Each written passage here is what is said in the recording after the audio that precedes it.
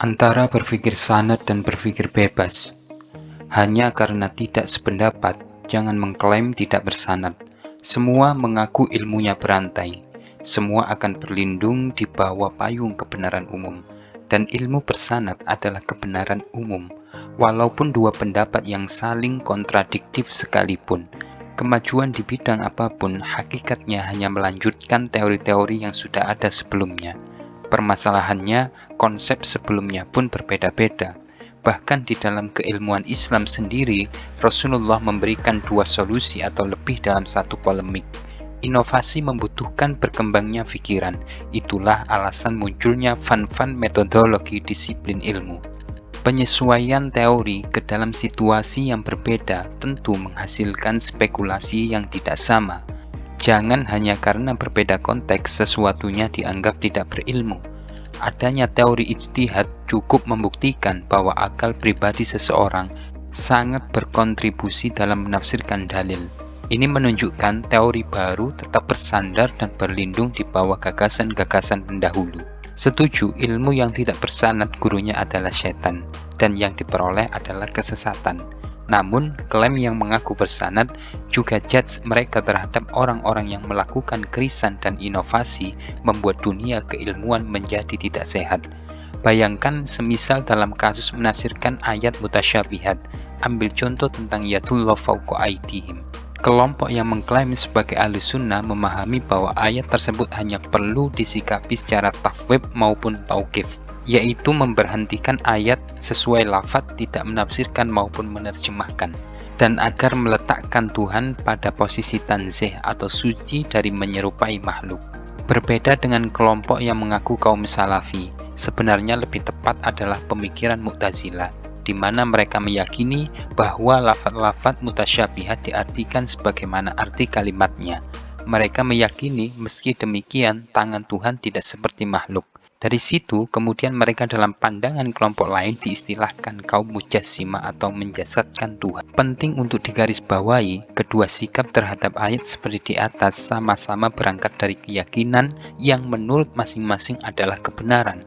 Dan secara substansial, jika dilihat dari alasan-alasan, secara kompak berangkat dari tujuan dan niat yang baik, yaitu berhati-hati dalam menafsirkan ayat Tuhan. Lalu, mengapa setiap kelompok tidak berdamai pada tujuan lawan satu sama lain? Justru bisa diamati seolah niat baik setiap jamaah menjadi alat konflik untuk melegitimasi teori lain yang bersebelahan. Tentu kedua teori adalah tetap bersanad, bahkan lagi-lagi logika muncul dan berperan dari kalangan ulama khalaf atau modern, di tengah-tengah gencatan konsep kedua belah pihak. Teori takwil juga bentuk indikasi bahwa tidak selamanya tafsir pembaruan yang berbeda dengan ulama salaf atau terdahulu selalu dikatakan tidak bersanad, karena nyatanya berbeda. Yang dimaksud takwil terhadap ayat mutasyabihat ialah tetap menerjemahkan, semisal ayat yadullah fawqa aydihim dengan pendekatan ayat-ayat munasabah namun bersifat muhkamat, seperti ayat di atas ditafsirkan istaula atau tangan atau menguasai. Tidak bisa dibayangkan jika setiap teori baru selalu salah, istilah baru selalu dikatakan ilmu tanpa sanad, atau gagasan maupun konsep baru selalu dikatakan sesat. Jika iya begitu, maka itu adalah bentuk ketidakkonsistenan. Bukankah ketika seseorang berpendapat sesuai akalnya pun berarti ia mendapat cara berpola pikir dari gurunya, pengalamannya maupun mempertimbangkan situasinya? Dalam agama, ilmu bersanad tidak lepas dari guru. Dalam Al-Quran, berapa banyak ayat-ayat yang menganjurkan untuk berpikir dan sematan khusus atas orang yang berlogika. Dari dalil-dalil mansuh, berapa banyak nas yang mengajarkan untuk mengambil sikap sesuai kondisi. Dan berapa banyak anjuran-anjuran untuk mengikuti hati nurani maupun keyakinan dalam jiwa. Jika sepenuhnya berpikir tentang gagasan sendiri adalah mutlak haram, bagaimana hukum atas munculnya fan-fan ilmu metodologi, di mana satu rumus maupun kaidah akan menghasilkan hukum yang bermacam-macam. Seperti kaidah usul fiqh, kullu khabasin yadullu ala tahrim, setiap yang menyejikkan adalah haram. sedangkan standar jijik dalam lintas kultur budaya sangat majemuk dan kompleks. Di kota A laron menjijikkan, namun di kota B laron tidak menjijikkan. Bahkan ada yang menjadikannya rempeyek, artinya di kota A haram sedangkan di kota B boleh. Sudahlah, semakin kekeh dengan keyakinan sendiri, tanpa menghargai ideologi lain yang berbeda, bahkan sampai saling menghujat hanya akan menimbulkan kegaduhan yang berkepanjangan. Jika ini disikapi secara akal pendek, Syekh Ali Jabir pernah mengatakan, yakinilah pendapat pribadi tanpa melukai pendapat lain. Einstein juga pernah mengatakan, silahkan drama sesuai bidang Anda, namun jangan pernah mengusik peran saya. Saat dalam hadis didapati begitu banyak bahasan, ilmu bersanad.